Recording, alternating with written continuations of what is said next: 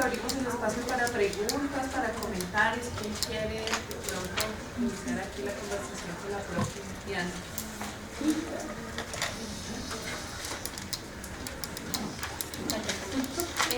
Pues digamos que en ese sentido tengo un trabajo, digamos, que estoy realizando de grado que se parece mucho a esto. Entonces, digamos, yo lo tengo en el plano de las resistencias. Entonces, digamos, te quería preguntar si en este plano de lo que estamos hablando de políticas públicas, sería muy atrevido decir que las alternativas y estrategias que están generando estas poblaciones son resistencias, porque también pues hacen, digamos, como ejercen política desde la localidad. Pues no sé, esa es mi pregunta, si es como muy ya... Yo creo, y en eso te podrías casi que anticipar a lo que te respondo en el marco de cómo inicié la presentación, y es, yo siento que lo que valdría la pena que hicieras, digamos, en tu caso de análisis, es por qué tú escoges como analista la noción de resistencia. Hay muchos procesos en los cuales las poblaciones locales en efecto están generando, diría yo, resistencia frente a muchas cosas, frente al modelo económico imperante, frente a quién tiene acceso a la tierra, al agua, frente a qué es justo, qué no es justo, frente a qué se llama una práctica de conservación o no. Entonces eso lo podrías llamar, digamos, resistencia, y una resistencia muy activa. Y resistencia en ese sentido no necesariamente tiene que ser una cosa tan armada y tan consciente. Cuando yo te decía que a veces como analistas nosotros queremos mucha claridad en las personas con las que trabajamos, es que queremos también claridad en la forma como ellos expresan sus acciones y sus prácticas. Entonces no necesariamente esperes que ellos la presenten así para que tú veas que está teniendo unos resultados o que está evocando de alguna forma unas prácticas muy distintas que tú quisieras analizar como resistencia. Ahora, habiendo hecho, digamos, esta claridad, a mí hay algo con resistencia que a veces como que no me suena del todo, y es esta idea de o me gusta o no me gusta algo, como los blancos y negros, porque yo siento que hay muchos contextos en los que la gente, digamos, se mueve o ve cosas que a uno necesariamente no le gustan. Te doy un ejemplo, sigo con el ejemplo de zona bananera. El primer trabajo que hicimos con el semillero allá y con una escuela de campo que hicimos en Guacamayal y Tucurinca, dos poblados de zona bananera, era tratar de entender las memorias de la United Fruit Company. Y oh, gran sorpresa, muchas de las memorias también eran tremendamente positivas, cosa que a nosotros nos dio por la cabeza, como ¡ah! La United Fruit Company la llamaban el pulpo, o sea, es como no, claro, pero hay que entender desde dónde están hablando. Entonces se volvieron municipio, el municipio no les ha garantizado el agua, ellos tenían la idea de que los campamentos que armó la United Fruit Company todos tenían agua. Piensa que la United Fruit Company trajo los primeros paneles solares, piensa que la United Fruit Company y tenía la primera, digamos, pista de aterrizaje. Entonces en la memoria de mucha gente habían cosas y accesos. El ferrocarril, era ferrocarril no de carbón, sino ferrocarril para los bananos, pero también para transportar gente. Entonces ellos sienten de alguna forma que con la United Fruit Company tenían cosas, o sus antepasados tuvieron acceso a cierto tipo de cosas que ellos no tienen acceso hoy ni que van a tener acceso. Imagínate el tren carbonero, ¿quién le va a decir mónteme allí, deme lléveme hasta Ciénaga? No. Entonces es interesante, por lo que yo te diría que resistencia ahí es, o buscar otros lenguajes además de ese, en los que puedas mostrar y también como jugar, y diría yo como bailar entre esa complejidad de esos contextos, como un contexto en el cual la gente está muy dispuesta a reconocer todo lo malo que hereda de una situación estructuralmente desigual, pero también esta noción de patronazgo, ¿sabes? Como tenía alguien que me daba algo, ahora no tengo nadie que me dé nada. Entonces, de nuevo, duro, complejo, pero yo diría que trates, además de resistencia, buscar otros lenguajes que de pronto te sean más llamativos y útiles para hablar de la situación particular que estés hablando, que no sé cuál es, obviamente. Pues resalto mucho lo que dijiste, lo que me llamó mucho la atención fue cómo tener en cuenta las emergencias de nuevas categorías en campo, el no dar las cosas por sentado. Siento que precisamente se puede comprender desde lo que tú le adicionaste a la palabra resistencia, a esa activa. Porque desde la actividad, desde el común, desde la vida común, es que se forma la resistencia. Y no precisamente entendida desde una categoría tan conceptual como nosotros la vemos, como nosotros queremos estudiarla, sino que muchas veces siento yo que las personas son resistencia en sí mismas, sino que como son tan complejas responden a las realidades de esa misma persona. Entonces no se puede tender a que esa resistencia se ligue netamente a una comunidad, sino que también puede responder a subjetividades y a particularidades de una persona. Y es muy bonito lo que dices tú, porque yo creo que eso sigue siendo un reto muy grande en las etnografías. Uno tiende a utilizar plurales y muchas veces lo que tiene son sectores de gente dándose la pela por generar ciertos procesos. Por ejemplo, la gente que te mostré es una asociación, y desde ahí arrancó lo que ellos llamaban celar la ciénaga. Por ejemplo, categoría emergente para mí fue celar la ciénaga. No es conservación ambiental, es celar la ciénaga. Y otra categoría emergente, como un ejemplo que a mí me ha servido muchísimo para pensar el río, es por ejemplo aguas vivas. Tienen una noción muy particular sobre conservar o sobre básicamente cómo cuidar el agua viva, el agua que se mueve, el agua que tiene ciclos, el agua que a veces huele mal, pero hay otros momentos en donde está muy clara. Entonces para mí esas categorías emergentes son muy importantes, y te diría, por ejemplo, ahorita que estamos en un proyecto tanto en Onda como en Ciénaga, de apoyar, ya es un proyecto no solamente de investigación, sino de intervención en generar apoyos a planes de manejo comunitarios. Uno de nuestros grandes retos ha sido sectorizar a la población. O sea, nos hemos encontrado básicamente el equipo entero diciendo, uy, ¿con quién podemos contar para no sé qué? ¿Con quién sí, con quién no? Y este es muy complicado, a este nos toca convencerlos.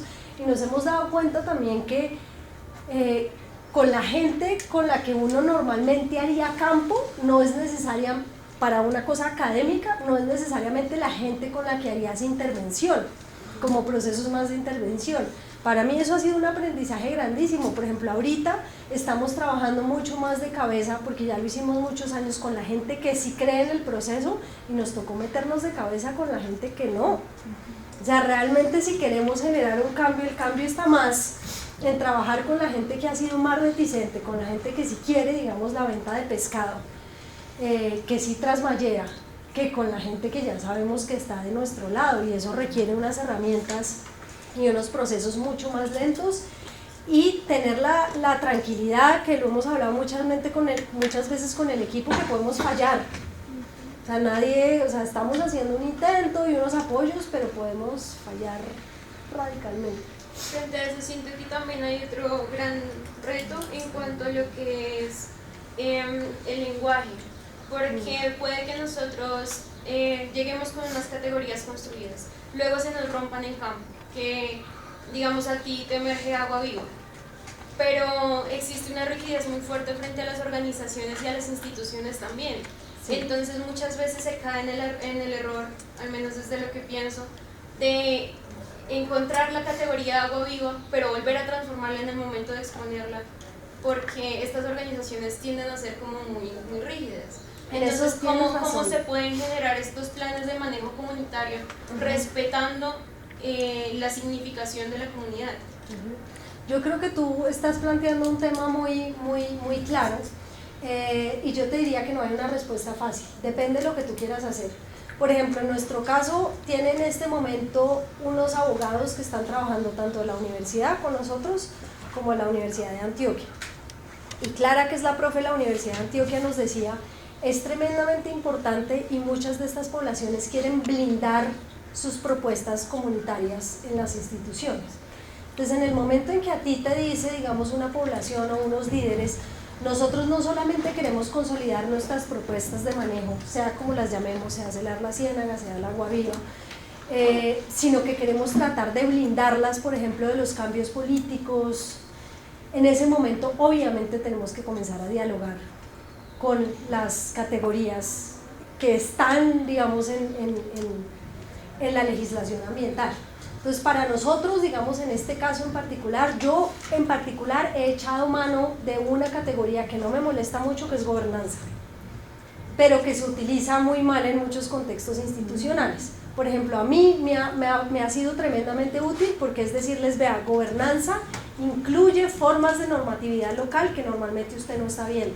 Entonces es básicamente utilizar las mismas o algunas de las categorías que ellos usan o que las instituciones están dispuestas a utilizar, pero de alguna forma transformarlas y decirles, usted no está pillándose esto, que también hace parte de la gobernanza.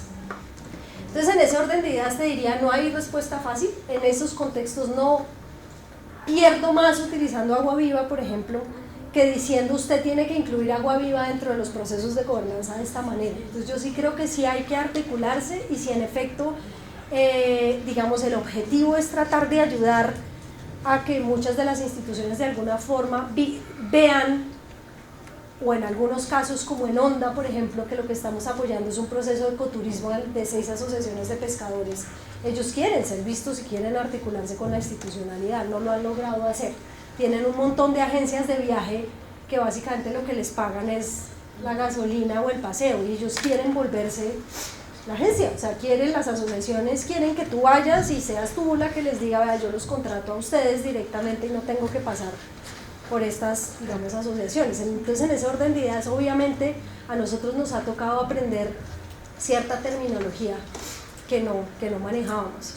En el caso de turismo ha sido para mí en particular grandísimo y el aprendizaje seguirá, porque por ejemplo a mí tú me decías un plan de negocios y yo era como, y son cosas que ellos tienen que comenzar a formalizar mucho más si quieren ser visibles de la manera como quieren ser visibles. Un poco lo que sí estamos tratando de hacer es de respetar para dónde quieren ir, no de definirlo nosotros. O sea, no de decir, a mí no me gusta el ecoturismo y entonces, o sea, si las asociaciones se están moviendo hacia allá, pues yo creo que es tratar de echarles una mano en el marco de las posibilidades.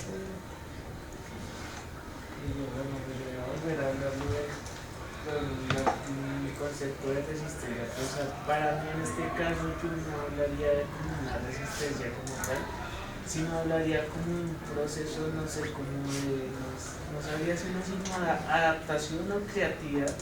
Ya están como desarrollando un proceso de apertura, como están diciendo, bueno, las instituciones me están como diciendo, no puedo hacer esto, no tengo como las capacidades de hacer esto, bueno, lo arreglo de esta manera. Entonces de esa forma se crean como una apertura de oportunidades y crean como un entorno como más flexible en el desarrollo, como en el desarrollo de la sociedad o de la comunidad.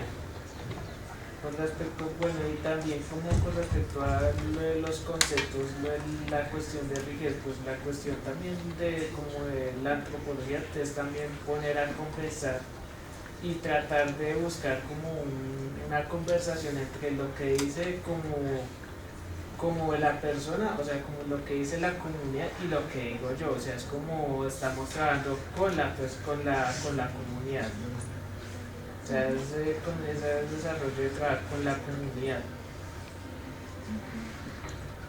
Vale, la segunda no entendí muy bien pero digamos, ¿qué te diría de la primera? O sea, de nuevo, yo por ejemplo no uso particularmente la categoría de resistencia, pero yo también te diría, ¿por qué no es resistencia que esta gente de alguna forma decida que no va a vender peces? O sea, para mí no existe más resistencia en el marco del río que esa. O sea, gente que abiertamente está diciendo, esto se está acabando, esto está mal, yo ya no tengo las subiendas y entonces por eso mismo menos me voy a poner a vender y menos me voy a poner a generar de alguna forma mi sustento de ahí. Yo lo podría ver desde esos lentes y te diría, es más resistencia que la misma mesa de pesca nacional, porque me parecen aún más radicales. O sea, es gente que está diciendo, es que la ciega la voy a usar para esto y no para esto. Entonces depende, siento yo, de cómo lo conceptualices tú, en efecto, como analista, en términos de a qué se está resistiendo, a qué tipo de procesos, no solamente qué tipo de actores, que yo creo que a veces la resistencia se lee mucho de le resisto a alguien o a una institución, sino más bien a qué procesos y a qué tipo, digamos, de prácticas de uso en este caso. Eso puede ser interesante. Y frente a tu segunda, digamos, apreciación, de acuerdo, yo sí siento que nosotros como analistas dialogamos. Entonces nosotros dialogamos con las cosas que leemos, con lo que escuchamos, con el campo que hacemos y con nuestras propias perspectivas. A mí me gustan mucho los textos etnográficos en donde yo logro ver la voz de la persona que está hablando. Por lo menos me parece genuino, es decir, es la posición de Pepito, Sutanito, Menganito, y a mí eso me gusta mucho, porque siento que a veces uno se esconde, todavía tenemos esa crítica que nos hacen otras disciplinas de objetividad. Entonces a veces siento que no somos lo suficientemente como abiertos en decir, esa es la forma como yo quiero teorizar este asunto, y a mí me tiende a gustar mucho la gente que dialoga tanto con la teoría, como vea, me gusta coger esto acá, como unir cosas y hacerlo de una manera muy abierta. Yo creo que eso es parte de lo que a mí me gusta de hacer teoría en la antropología, ser como muy clara de qué cojo de autores y puedo coger desde ciertas teorías hasta nociones locales. Ese juego me parece que es muy lindo y siempre ha sido, siento yo, muy provechoso en la antropología. ¿Qué más preguntas tienes? Pues a mí me parece interesante, pues digamos, la relación que se tiene con el territorio al pensarse en la antropología política. Pues digamos, la antropología, pues desde mi punto de vista, el territorio pues no está limitado a una jurisdicción política, sino que el territorio también puede ser imaginado desde pues una colectividad. Entonces, no sé, tú cómo pudiste lograr articular como esta antropología política que es creada desde la colectividad a un territorio que puede ser pensado como desde como una propiedad privada. Sí, pues hay varias aristas en tu pregunta que son muy interesantes. La primera, te diría, en el tema particular y porque trabajo con un río, hay un tema de escala a nivel político dificilísimo. Por ejemplo, si yo hablo con hidrólogos, me dicen, nosotros tenemos que tener una visión de cuenca, porque si no, no estamos haciendo nada. Y yo estoy de acuerdo, es decir, lo que pasa arriba tiene implicaciones durísimas, es decir, lo que pasa en las hidroeléctricas tiene implicaciones claras en la parte de abajo, y también lo que pasa en ciertas zonas medias, si los peces pueden o no pueden migrar, tiene implicaciones durísimas. Entonces, hay algo con la escala que yo creo que para mí ha sido un aprendizaje difícil en términos de la antropología, porque estamos acostumbrados más a trabajar, digamos, lugares específicos. Habiendo dicho lo anterior,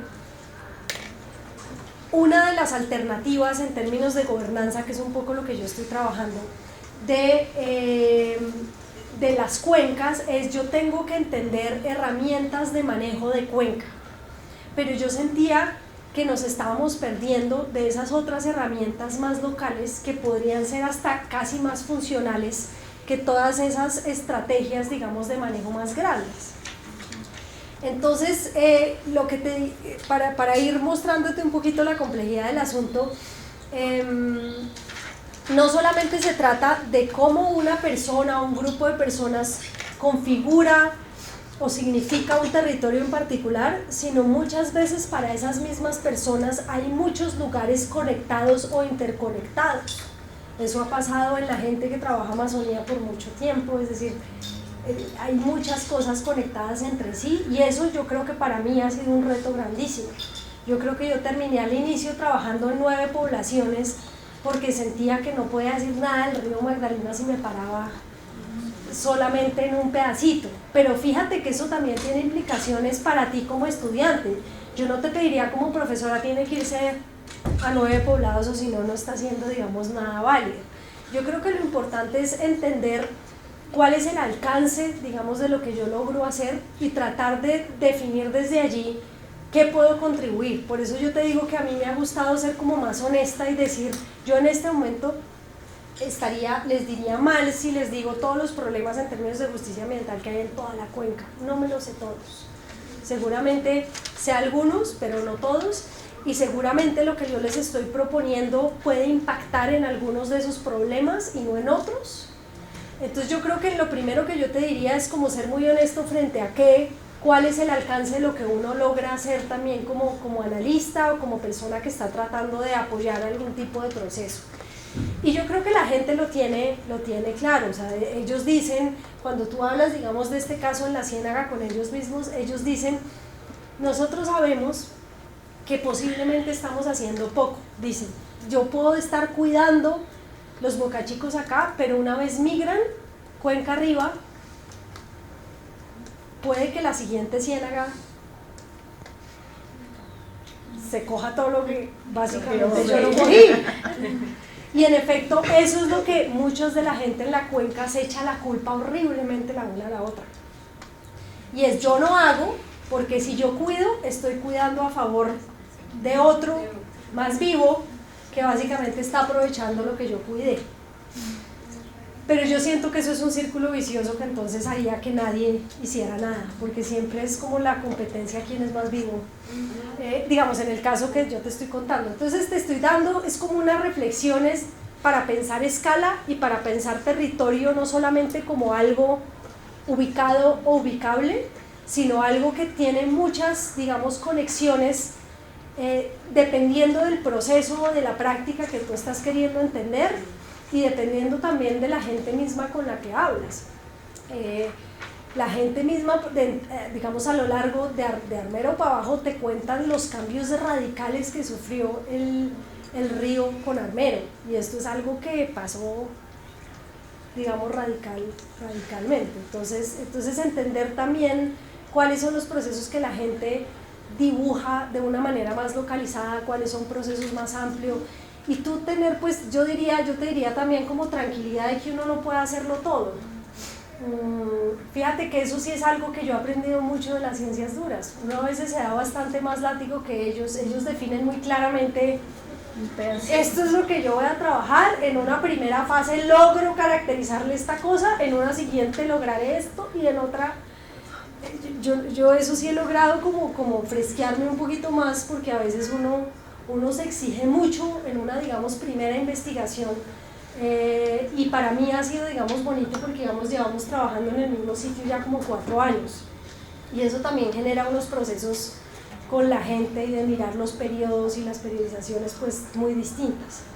Entonces, seguramente si estamos teniendo esta charla en un año te diré, nos fuimos y nos movimos del lugar, o sea, no tengo idea, pero seguramente cambios habrá.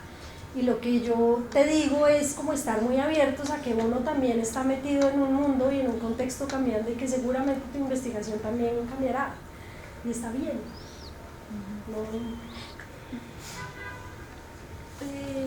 Yo tengo, es una pregunta, pero quiero que, pues, dividirla, que me respondas. También es con respecto al territorio, pues tú llevas 4 años en el mismo lugar, pues haciendo investigación, entonces quiero saber cómo puedes tú evidenciar en el tiempo en que llevas ahí, cómo el territorio modifica o determina como la forma de vida de las personas, y cómo los cambios en el territorio, como por ejemplo lo que sucedió en Armero, también tiene una incidencia en lo que se piensa con respecto también a cómo se vive el territorio. Listo.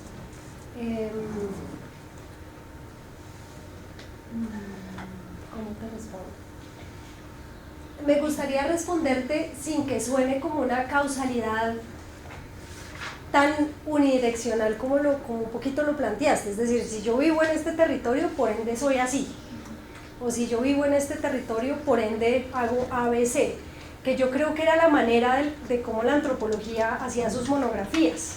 Yo creo que en eso sí hemos cambiado, es decir, fíjate que todas estas nuevas teorizaciones que te conté, lo que yo sí siento que hacen lindo es tratar, o por ejemplo la historia ambiental. Colombia tiene digamos, unos autores en historia ambiental muy chévere en ese sentido, que yo creo que te pueden dar luces, no solamente para darte cuenta cómo cierto tipo de dinámicas, por decirlo así, por ejemplo de lluvias o de dinámicas en torno al agua, generan cierto tipo de prácticas o cierto tipo, digamos, de adaptaciones, si sigo tu lenguaje, sino más bien entender cuáles han sido esas formas, digamos, de lidiar y de vivir con esos cambios, pero también de cambiarlos y de generar, digamos, procesos o algo que te genere un cambio. Ejemplo, para darte un ejemplo, es la literatura reciente, yo no sé si la has visto, de infraestructura, es súper bonita. Entonces la antropología, así como ha hablado más de afecto, de ética,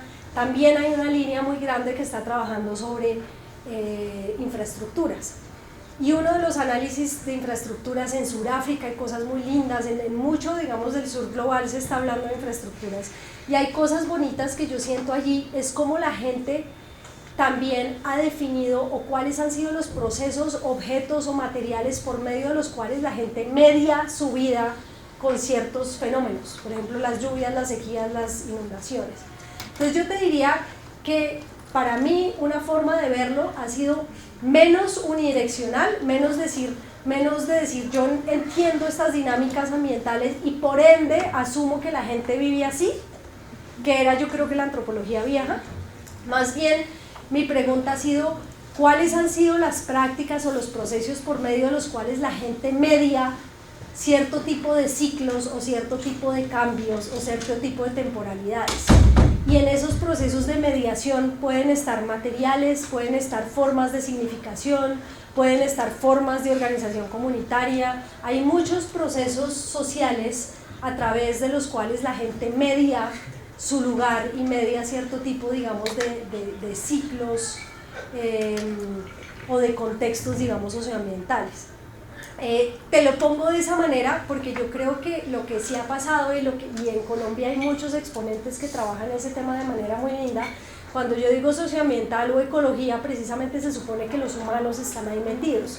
Muchas veces cuando tú hablas con biólogos hay como una división, ¿sabes? Tienen que decir socioecológico y es medio absurdo porque se supone que la ecología ya incluye lo humano. Pero entonces fíjate que en estas, digamos, nuevas teorizaciones, que no son nuevas, esto sí ya es más viejo, lo que te están diciendo es estudiemos procesos, prácticas por medio de los cuales, por ejemplo, los humanos o diferentes especies animales han mediado cierto tipo de transformaciones, porque no somos los únicos que generamos cambios, digamos, adaptativos o no frente a cierto tipo de contextos. Entonces yo lo pondría menos causal, menos como unidireccional, es decir, territorio te dice cómo la gente vive, etcétera, y más bien cuáles han sido los procesos por medio de los cuales la gente media estos cambios. Por ejemplo, nada más en los dos casos que te conté, de Honda y La Rinconada, la gente media y tiene una historia de relacionarse con el río muy distinta.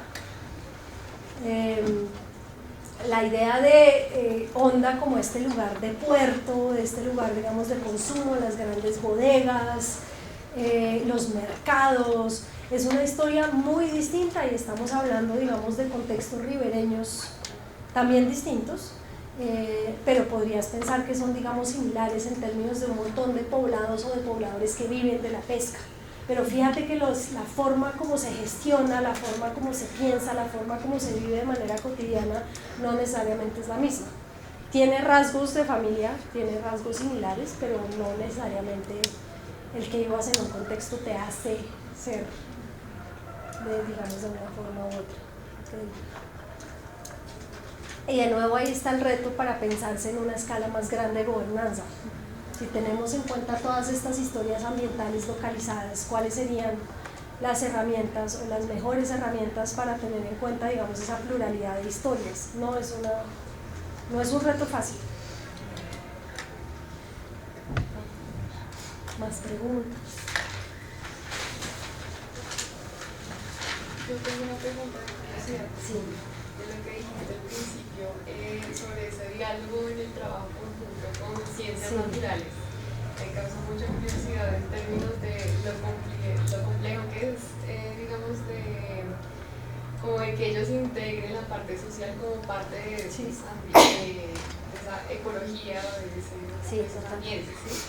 En ese sentido me causa mucha curiosidad, pues decías que hacían como las salidas de campo conjuntas. En términos de que, digamos, cuando uno trabaja para estudios socioambientales, justamente eso es lo más separado que puede haber. Y también en el documento, pues eso es dos niveles totalmente distintos. Entonces, como que me da curiosidad cómo logran ese diálogo y si eso logra verse reflejado o no en los documentos, pero sobre todo también, pues sería, es el logro, me imagino también, no sé, que lo aclaras como de tres, ¿no? Porque ya sería también con las comunidades ahí cuando se integran. Pues yo te digo que estamos en la marcha, no lo tenemos como completamente definido. Eso también quisiera como pues contarte también en qué va el proceso. La forma como yo llegué al Río fue básicamente unos ingenieros que decían, vea, tenemos un montón de aforos, que es lo que ellos hacen, un montón de aforos y no estamos teniendo ningún contexto en términos del relacionamiento de las poblaciones ribereñas con el agua. Entonces el primer trabajo que yo hice en el río Magdalena fue muy antropológico, muy, digamos, desde mi mirada. Y de nuevo en esto también quiero reivindicar que hay estudios maravillosos que se hacen desde una disciplina a la otra, o sea, tampoco se trata que todo el mundo tenga que hacer lo mismo. Yo creo que hay cosas en particular que se resaltan, o la forma como yo puedo jugar, por ejemplo, con el texto, no es evidente cuando hago un informe de política pública o que quiero que lean. No pasa, entonces obviamente hay que ser como muy claros frente a qué posibilidades hay y el alcance. Bueno, lo que sí te podría decir es que una de las cosas que sí siento que aprendí y que me gustaría seguir haciendo es, en contraste por ejemplo con trabajos que realicé en el Humboldt y que vi, a veces hay tanto afán por hacer tanto y los tiempos son tan distintos. Por ejemplo, cuando se hacen estas expediciones que te contaba, las expediciones bio, son expediciones en donde muchísimos biólogos iban 2 semanas nomás. Yo me acuerdo que yo les dije, yo me cojo la misma plata, pero a mí deme 3 meses, porque como dice mi colega ingeniero, mi delta T, o sea, mi margen de tiempo no es el mismo de ellos. Es decir, el tiempo que yo necesito para nada más presentarme y decir buenas y lograr comenzar a trabajar no es el tiempo que necesita un biólogo para levantarse a las 4 y comenzar a pajarear y hacerlos, no nos da. Entonces ahí hay un reto tremendo. Pero algo que sí me parece bonito que hemos logrado hacer y no ha sido fácil es tener preguntas conjuntas. Ejemplo, si yo digo y objetivos comunes, el trabajo que estamos haciendo para Honda y La Rinconada tiene como objetivo procesos de manejo comunitario, procesos, digamos, de manejo comunitario, digamos, en torno al agua.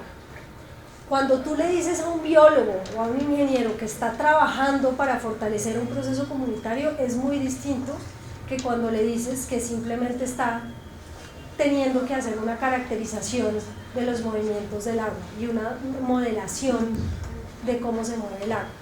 ¿Por qué? Porque entonces lo que hemos tratado es de generar estrategias en donde cada uno trate de pensar o por lo menos de imaginarse cuál sería su granito de arena en términos de ese fortalecimiento. Entonces, por ejemplo, te doy un ejemplo. El ingeniero dijo, yo no quiero poner una estación, digamos, solamente del IDEAM, sino quiero inventarme un monitoreo participativo con los pescadores, de tal manera que ellos sean o sea, que a futuro sean ellos mismos los que puedan ver cuándo está cambiando cierto nivel, digamos, del agua. Y lo mismo entonces definieron los ictiólogos, que apenas van a comenzar a trabajar en la ciénaga, ellos no han comenzado. Y la otra cosa que a mí me ha gustado hacer es descentralizar un poquito Bogotá. Bogotá es antipático de tantas maneras posibles, y las universidades privadas más, y eso sí seamos honestos. Entonces pues digamos, el grupo de ictiólogos es de la Universidad de Antioquia, o sea, hemos tratado de generar, digamos, unos combos de trabajo más amplios. Y entonces, por ejemplo, a lo que iba, perdí el hilo, es que los objetivos y las preguntas mismas del trabajo nos llevan o nos generan unos retos a cada uno que son como retos compartidos. Ejemplo, ¿con quién vamos a trabajar? ¿Cuál va a ser nuestro grupo, digamos, para generar ese plan? Entonces, ese mismo grupo es el mismo grupo que tiene que trabajar con los ictiólogos, que tiene que trabajar con los ingenieros. Entonces, el ingeniero no puede simplemente llegar, decir, voy a hacer mi medición como siempre la hace, porque además él me cuenta, él sigue haciendo las otras cosas que hace normalmente en un fin de semana. Él va con 6 estudiantes, llevan todos los equipos y monitorean y salen. O sea, realmente ellos siguen llamando a la gente del vaquiano que les ayuda y al que le pagan pero tienen muy claro que en La Rinconada y en Onda es muy distinto. O sea, tú hablas con el ingeniero, me hubiera gustado decirle a Jorge que viniera, y es como él sabe que las reglas de juego son distintas, que no se queda en un hotel, o sea, desde las cosas más básicas, que no se queda en el poblado más cercano a un hotel, que eso diría un ingeniero que no, que se queda con la gente, que va a las reuniones, que hacemos las reuniones conjuntos, que hacemos las reuniones de presentación del proyecto conjunto, que hacemos las reuniones de presentación y de contarle a la gente en qué vamos, en combo, o sea, son como unas reglas de juego que nos ha tocado inventarnos. La escritura no lo hemos hecho, entonces yo creo que eso va a ser un reto brutal, porque por ahora lo que sí ha pasado es que cada uno, pues yo les leo lo que les leí, Jorge me miraría, eso no va a salir nunca publicado en un artículo de cuidrología, no. Entonces eso sí quisiera, queda por hacer, es algo que tenemos que comenzar a hacer precisamente el próximo mes. Un primer ensayo, vamos a comenzar solo con los ingenieros a ver cómo nos va, pero no sé, no tengo ni idea de eso cómo va a salir. Mi intuición es que dependiendo de a dónde se mande, va a ser más para un lado o más para el otro. Pero lo que más querría es generar tipo, digamos, estas postales, es pensarnos en una cosa distinta que no responda ni a las dinámicas de la antropología y que no responda ni al lenguaje de la ingeniería, a ver qué nos resulta. Por eso me ha parecido tan, digamos, interesante el formato de la exposición o este tipo de otros formatos, porque a todos nos saca de nuestra zona de confort. O sea, ninguno está escribiendo como para sí mismo o para su propia disciplina. Entonces, pero pues no tengo más respuesta que esa, porque está por verse qué nos inventemos. Con estudiantes, nosotros tenemos periodismo en la universidad y hay unos estudiantes muy interesantes. Hay unos egresados, por ejemplo, que armaron un colectivo que se llama Círculos Peletia, y con ellos, por ejemplo, vamos a hacer unos documentales. Entonces eso también es otra, digamos, salida. Otra cosa que a mí me toca aprender a hacer mejor, se los digo que en ciencia política lo aprenden mucho más que nosotros, son los papers estos de política pública. Eso me ha costado un trabajo, estas cosas así, 2 páginas, también, o sea, dependiendo a quién tengamos que, o con quién queramos generar un diálogo, el resultado va a ser distinto. Y eso es algo que también les diría como estudiantes, que lo tengan presentes. Uno a veces piensa que con la tesis tiene que resolver todos los formatos posibles, y a veces es hasta mejor uno asumir que la tesis es lo que es, pero asumir que en términos de divulgación va a ser algo más con la comunidad, o a veces le piden a uno resúmenes, o a veces le piden a uno infografías, o a veces le piden a uno un montón de cosas. Entonces no hay una única manera de comunicar y de crear, no solamente es de comunicar, de crear con la investigación. Pues hay muchas maneras posibles y uno a veces es muy... Y pues las universidades más, con esto de los puntos y con las publicaciones, y es como, nada de esto cuenta, yo lo sé. Hay que aprender a capotear. Sí. Claro, Sí, yo te iba a preguntar, lo primero agradecerte porque maravillosa la presentación. muchas Me la gracias. gocé desde el principio al final. Siento muchas afinidades con lo que expusiste, y bueno, me llevó a nuestro trabajo de revisar todos los planes de manejo de las ciénagas que veíamos y decíamos, qué loco esto, que no hay diálogo, que no hay ni diálogo con la gente ni entre las disciplinas, y bueno, pues ahí fue una experiencia muy particular que tuvimos. Pero pues quería hacerte como un poquito una exposición. Una parte de los chicos que están aquí hacen parte de una materia que tengo yo ahora, que se llama Observatorio Antropológico, y es como un espacio donde hacemos más bien como unos ejercicios un poco de prácticos relacionados con las políticas públicas, bueno, en este caso pues yo me metí, no sé si de estopía o con el Humboldt en toda esta discusión del IRPES y la evaluación del IRPES de la biodiversidad en Colombia, y que tiene por primera vez una evaluación con la metodología IRPES, va a tener una evaluación desde los conocimientos conocimientos locales indígenas. Y ha sido bastante difícil pensarse ese capítulo y cómo va a aportar y qué es eso del conocimiento local y qué es el... Bueno, con los chicos pues ellos también hay otros que ya lo estuvieron el semestre pasado con ellos también pensando este tema. Bueno, toda la dificultad de que es local, ¿no? La escala en la que se genera, que es un sistema de conocimiento cuando están completamente abiertos, cuando, y pues un poco el ejercicio es generar también una crítica, autocrítica, digamos, al ejercicio mismo para que eso pues pueda de alguna manera resonar también como, no, pues ya abrimos un capítulo de conocimientos locales y tenemos la gente en cuenta, pero quería como preguntar si tienes alguna recomendación también para los chicos de dónde mirar o qué cosas tener en cuenta si uno quiere tener en cuenta esos conocimientos, digamos, de todos estos distintos grupos que a veces son difíciles de mencionar, ¿no? Estamos mirando pescadores, estamos mirando, grupos sociales muy diversas, mezclado, indígena, urbano, todo. Entonces, no sé si tendrías como una recomendación. Pues digamos que en esas discusiones que no he estado en las del IPES, pero sí en lo que les conté del SINAM, uno de los temas que me ha parecido más difícil es cómo lograr comunicar que cuando nosotros hablamos de saberes locales o conocimientos locales o como sea que lo queramos como aprender, no nos referimos a un núcleo cerrado, perfectamente delimitado de cosas. Porque de nuevo yo creo que uno de los mensajes que yo recomendaría dar es contar un poquito sobre la fluidez, contar que mucho de lo que además llamamos local en muchos contextos, y de esto sí se ha escrito bastante, a veces incluye científicos, incluye un montón de gente trabajando, como el caso de lo que ustedes digamos han trabajado. O sea, no es solamente una sola forma o una sola práctica de conocimiento, sino a veces la gente abiertamente se está nutriendo de un montón de prácticas y eso constituye su saber local. Entonces, digamos, lo primero que yo les diría es ojo con, sobre todo a los del IPES, ojo con tratar de generar estos universos cerrados que no se tocan entre sí, porque a veces lo local tiene más de global que un berraco, y eso es particularmente bonito.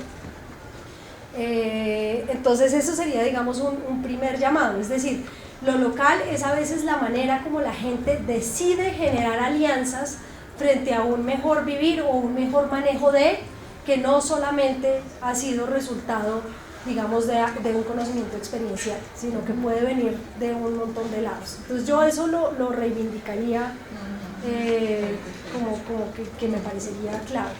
Lo segundo es cómo lograr, y a mí me sigue pareciendo difícil, no sé si a ti te ha pasado, lograr transmitir que la idea de conocimientos o que la idea de prácticas locales no es una lista.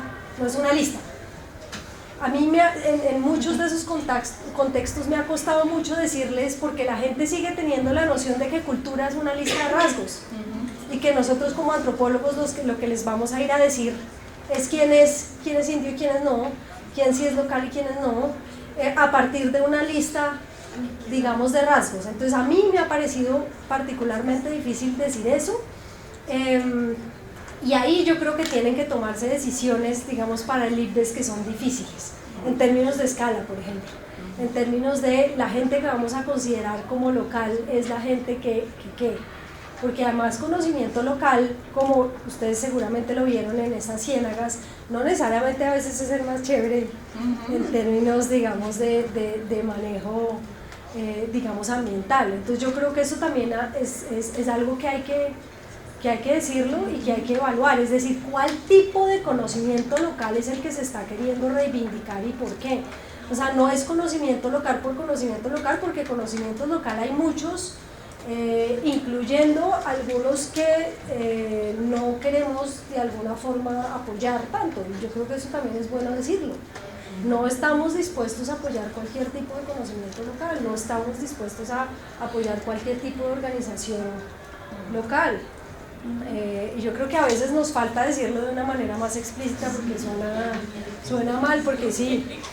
Entonces yo creo que hay un trabajo por definir cuáles son esas prácticas o cómo llamarlas o cómo se van a evaluar, y para el IPBES el otro reto es cómo se van a monitorear, que es el otro lenguaje que también nos piden muchísimo, digamos, en estos contextos. Si yo monitoreo, digamos, cambios en términos de los flujos del agua, de las lluvias, del clima, ¿cómo monitoreo, digamos, procesos de gobernanza participativos? ¿Cuáles son las variables que yo incluyo?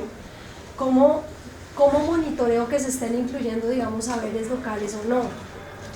Entonces yo creo que hay una pregunta por monitoreo que yo no me la saltaría, o por lo menos de decir qué es lo que tienen que fijarse, como ojo con esto, si lo quieren hacer participativo, esto sería, digamos, la manera de pensarlo, porque a veces lo que sí pasa con las plataformas IPBES, etcétera, es que se agarran de las normatividades nacionales sobre cómo se piensa participación, por ejemplo, y si nosotros nos quedamos sobre lo que dice la Constitución, es maravilloso en Colombia, pero si nos quedamos en la forma como se ha, digamos, reglamentado, acuérdense, ustedes tienen todo Colombia diciendo estoy absolutamente cansado de que a mí me socialicen, eso no es participación.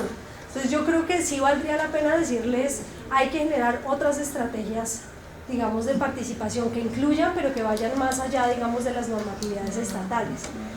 Y eso al IPBES le va a quedar como... ya son las cosas. Nos quedaríamos contigo muchas más horas, pero yo tengo que irme a las 5.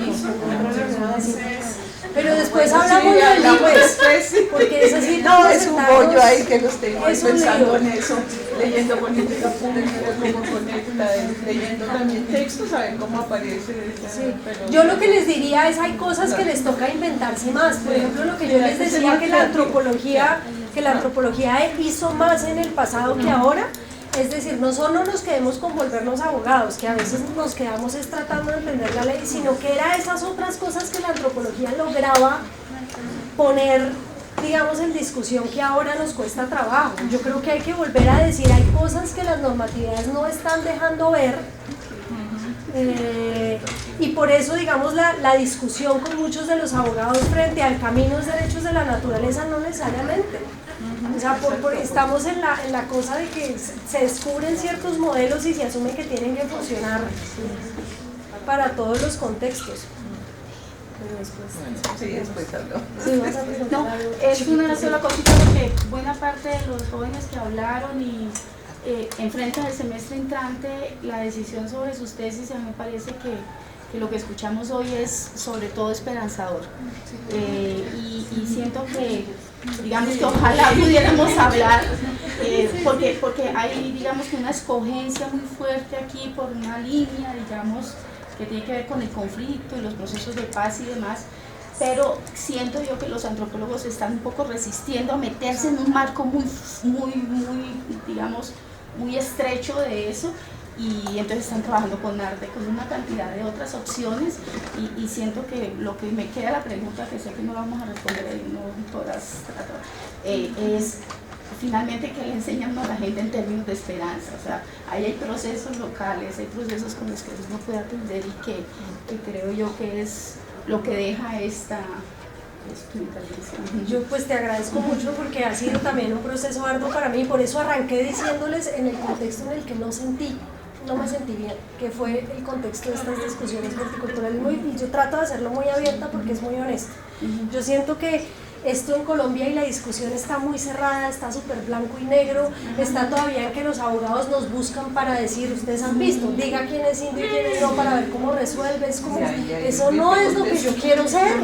O sea, esa... que contesta. Exactamente, si hay alguien que contesta, es como ese no es el tipo de antropología que yo creo que es radical, ese no es el tipo de antropología que yo siento esperanzadora. Y yo creo que también son etapas. Yo creo que muchos de los chicos también a la edad de ustedes, pues a veces son, yo realmente quiero mostrar la injusticia, no sé qué, listo, pues arranque así. En mi caso en particular, yo me cansé un poco de estas grandes teorías totalizantes en donde todo es poder, en donde todo es violencia estructural. Todas lo aceptamos, en efecto sí lo es, pero es como yo sí quisiera aportar algo más que eso, digamos, en lo poco que sé que en el marco de los conflictos y los múltiples conflictos en Colombia puedo aportar. Entre otras, yo sí creo que tenemos una responsabilidad muy grande y que en eso sí somos unos antropólogos muy distintos a muchos otros lugares del mundo. Es que yo sí creo que muchos de nosotros seguimos llegando a estas disciplinas para querer hacer algo y no solamente para teorizar y publicar en revistas. Yo querría pensar eso. Entonces, en ese orden de ideas, yo sí siento que buscar esas poquitas alternativas o esos 2 centavos que uno puede dar sigue siendo, puede ser, no es ingenuo, como como algunos de alguna forma lo pueden pintar en sus teorías más totalizantes. Para mí es tratar de hacer lo que se puede en el marco también de las posibilidades, porque si no, ¿qué? O sea, no sé, si nos quedamos teorizando, digamos, con conflicto, yo diría que hay todo por hacer. Hay absolutamente todo por hacer. Por ejemplo, en el marco del SINAP, el profe Fajardo fue, por ejemplo, y presentó el trabajo que están tratando de hacer en términos del plan de manejo con el pato, con la zona de reserva campesina. Entonces, de nuevo, es como tomarse en serio un poquito esta historia de desigualdad, esta historia en términos de los conflictos agrarios en Colombia, pero tratar de ver cuáles serían, digamos, esas posibilidades y alternativas que se abren. O que se están cerrando, pero por lo menos tratar de que no se cierren, digamos, del todo, porque se están cerrando demasiado radicalmente en los últimos meses. Sí, en una escala de tiempo. Sí, en una escala de tiempo muy rápida. Bueno, les agradezco mucho.